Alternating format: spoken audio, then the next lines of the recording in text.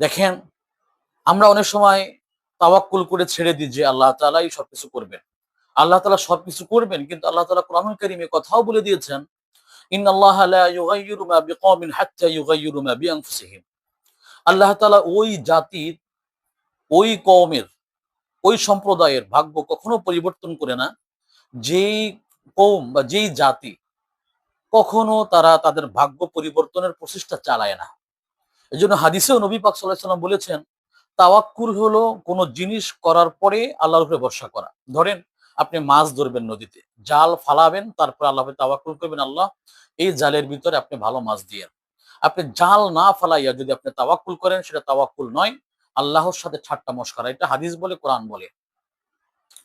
বিবাহ করার পরে বাচ্চা চাইতে হয় আল্লাহ তাআলার কাছে। বিবাহ না করে বাচ্চা, এটা সম্ভব না। আল্লাহ তাআলা চাইলে সবকিছুই পারেন, যেটা হযরত ঈসা আলাইহিস সালামের মাধ্যমে দেখিয়ে দিচ্ছেন। তার মা মারিয়াম আলাইহিস সালাম বিবাহ ছাড়াই, তার পিতা ছাড়াই তিনি বৈধভাবে আল্লাহ তাআলার পক্ষ থেকে এসেছেন। আল্লাহ তাআলা এটা চাইলে পারেন। কিন্তু আল্লাহ তাআলার বেসিক নিয়ম হলো, মানুষ প্রচেষ্টা করবে, তারপরে আমার প্রতি তাওয়াক্কুল করবে, আমি তাকে বারাকা বা জিনিস দিয়ে থাকবো। আমাদের দেশেও এমনটাই হচ্ছে। আমরা সবসময় যে যার কর্মে ব্যস্ত আছি। অত আমাদের মাতৃভূমিকে টিকিয়ে রাখা, আমার ইসলামী সংস্কৃতিকে টিকিয়ে রাখা, মুসলিমদের ভবিষ্যৎকে টিকিয়ে রাখার জন্য আমাদের প্রচেষ্টা চালাতে হবে। এই যে ইমাম গুম হয়েছে, তার ভিতরে অবশ্যই অনেক রহস্য রয়েছে। আমরা চাই জাতির সামনে যেন প্রকাশিত হয়, এবং আমরা চাই এদেশে সব যে যা ধর্ম পালন করছে সবাই নিরাপদে থাকুন। সকলেই তার ধর্মকে যথাস্থানে পালন করুন। আমরা এতটুকু চাই, আমরা মুসলিম প্রিয়, আমরা শান্তি প্রিয়, আমরা দেশকে শান্তি রাখতে চাই, আমরা সকলে একসাথে থাকতে চাই। বাকি জানো, আমরা যারা মুসলিম, যারা আমরা কোরআনকে ভালোবাসি, হাদিসকে ভালোবাসি, আমাদের উপরে নানান দিক থেকে নানানভাবে যেন কোনো ধরনের জুলুম না হয়। এটা সরকারের প্রতি আমাদের অবশ্যই আবেদন থাকবে। সরকার যেন এই ব্যাপারে অবশ্যই খেয়াল। আমি বলছি না দেশের সমস্ত হিন্দু ধর্মাবলম্বী যারা রয়েছেন তারা সন্ত্রাসীমূলক কাজ করেন বা তারা খারাপ কাজ করেন। অনেক হিন্দু ধর্মাবলম্বীরা রয়েছেন যারা শান্তিপ্রিয়, মুসলিমদের সাথে শান্তিটা বজায় রাখতে চান। তাদের আচার ব্যবহার বিধি অনেক ভালো বাহ্যিকভাবে, বা তারা সবসময় চেষ্টা করে যাচ্ছেন। যেহেতু তাদের দেশও বাংলাদেশ, একজন মুসলিমের, আমরা যারা বাংলাদেশে বসবাস করি, আমাদের সকলেরই চাওয়া পাওয়া থাকবে দেশটা যেন নিরাপদ থাকে।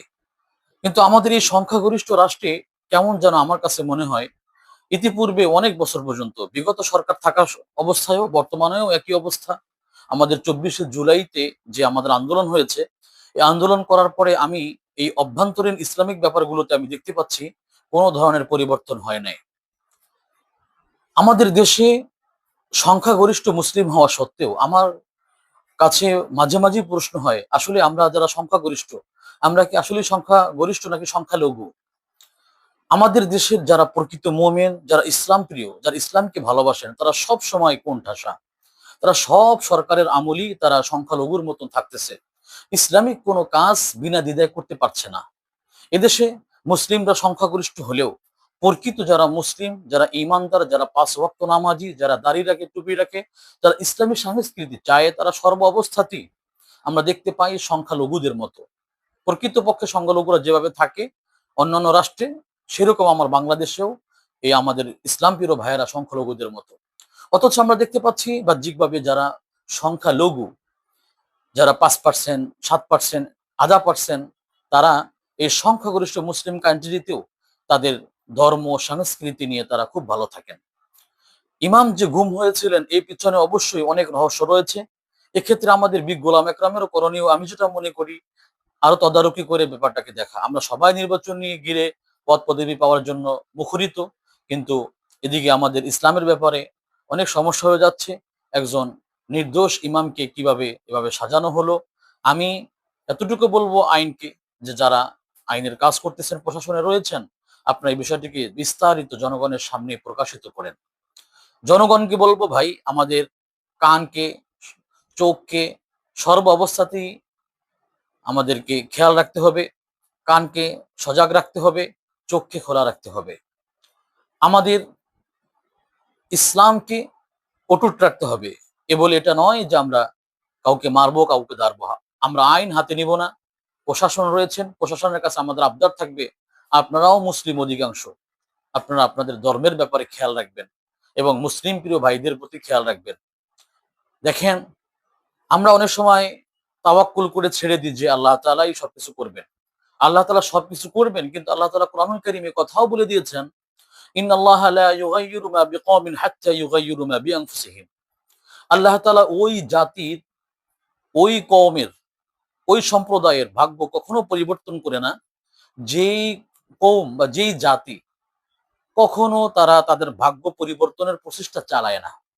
এজন্য হাদিসেও নবী পাক সাল্লাল্লাহু আলাইহি ওয়াসাল্লাম বলেছেন, তাওয়াক্কুল হলো কোন জিনিস করার পরে আল্লাহর উপরে ভরসা করা। ধরেন আপনি মাছ ধরবেন নদীতে, জাল ফালাবেন, তারপর আল্লাহর উপরে তাওয়াক্কুল করবেন, আল্লাহ এই জালের ভিতরে আপনি ভালো মাছ দিয়েন।